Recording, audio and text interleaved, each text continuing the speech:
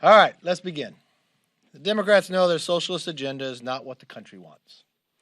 That is why they are moving to dismantle our institutions to hold on to their own power. Last week, we watched the chairman of the House Judiciary, Jerry Nadler, was at the Supreme Court pushing to add 4 more justices to the bench, upending a framework that's been in place since 1869. Yesterday, it was reported 100 Democrats to have signed a letter urging the Senate Democrats to abolish the filibuster. In essence, the Democratic Party is pushing to silence the voice of millions of Americans. And today, the House Democrats are moving on D.C. statehood, another ploy to consolidate power so they can jam through socialist policies like the Green New Deal, court packing, and defunding of the police. They are not even denying that that is their objective. If you watched Congressman Raskin, he is on record saying this: there is a national political logic for D.C. statehood too, because the Senate has become the principal obstacle to social progress across a whole range of issues. That doesn't exactly support the representation argument that some try to falsely state. Make no mistake, H.R. 51 is just Democrats' latest attempt for a power grab. While Democrats are trying to control the lives of the American people by force, Republicans are working on showing that we have the right policies to effectively govern. Since March 15th, nearly a third of our conference has traveled to the border to observe the crisis that Biden has created. By contrast, the top Democrat in charge of the border situation has spent a month avoiding the southern border.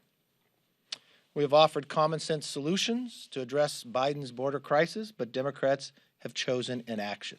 In doing so, I know the vice president, I think, isn't she going to the northern border? Is it tomorrow? And not going down to the southern border? So because we have so many members have gone, we put together a combination from each trip, not only from what we have seen, what was reported. So if the vice president will not go, Gary Palmer, our policy director, has put together from each and every trip going through, and I think it's on your chairs as well, so she can learn firsthand of the crisis that has happened based upon their policy. What I continue to see is the actions of the Democrats is more about control of our lives. Control the elections, control another branch of government when you try to pack the courts, controlling further elections by trying to have D.C. statehood, but avoiding the biggest crisis of all. If you ask Americans what they want, it's just 4 simple things we should be focused on. Just going back to work, back to school, back to health, and back to normal. That's what the Republicans have focused on, and that's what we'll continue to focus on. I know the speaker was here earlier, and I understand she got a question about that she has been in communications with Republicans on what she's doing on the commission. I have gotten nothing from her. Leader McConnell has received nothing from her. She was even in my office yesterday. She could have dropped the letter off. Nothing from her. So I'm not quite sure who she's talking to or what she's talking about. With that, let me open up for questions. Yes, sir.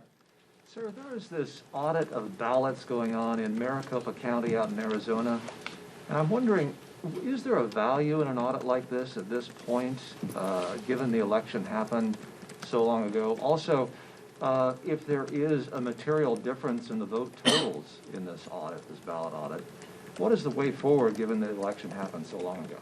I think audits are always good. Makes you, regardless of what comes back within an audit, you could always clean up or see if what you're doing right or see if there's any problem. I always believe in continual improvement. So it's a state, has the ability to do it. Yes, Jake?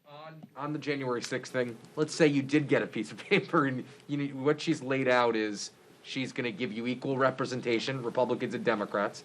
She's going to make subpoenas a joint decision between the chair and the vice chair or a vote of the committee. So those. Okay, I've only heard that in Punch News. I have not heard that. Did I plug you enough by saying that? That was pretty good. For purposes of this question, how do you? I mean, could you just give us a little bit of your thoughts about what that would mean? In all due respect, I'm not going to negotiate through Punch News or others.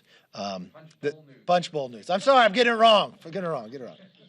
I just became a subscriber last week. Give me a break. I'm going to check on that.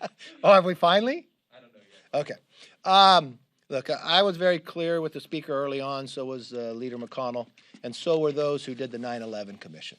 For any commission to work or for any ability, it has to be in a fair process, equal number of Republicans, subpoena, and a number of others.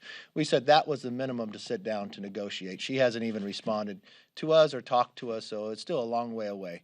I think if anything is going to happen, she's going to have to talk with us instead of saying she's talking to some Republicans. We don't even know if they're elected who she's talking to. Leader McCarthy. Yes. Leader McCarthy, have you seen the Senate infrastructure proposal, and are you negotiating at all with senators on what House Republicans would be able to support? I have not seen what the Senate has proposed, but no, we're working on our own bill. I have talked to one person in the White House about that as well. Do you have an idea when your own bill might be proposed? Yeah, it'll be very soon. Very soon. We'll show it to all of you. Yes. President Biden plans to, address a joint session of Congress next week.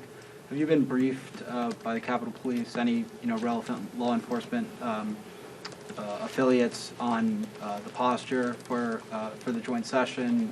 Do you have confidence